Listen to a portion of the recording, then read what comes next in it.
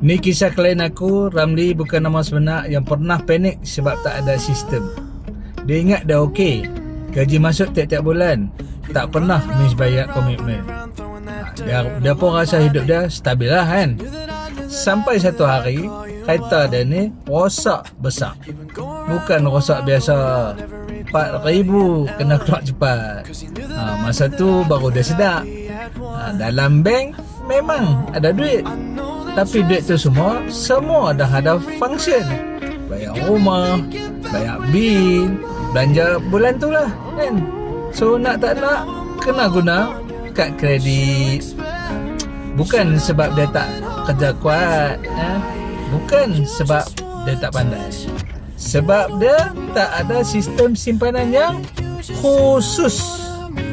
So ni sekarang dia tak tunggu cukup duit dah.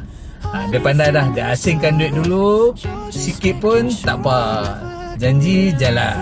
Okay, so kalau hang tak mau belajar cara simpan bila dah terdesak, lebih baik mula sekarang.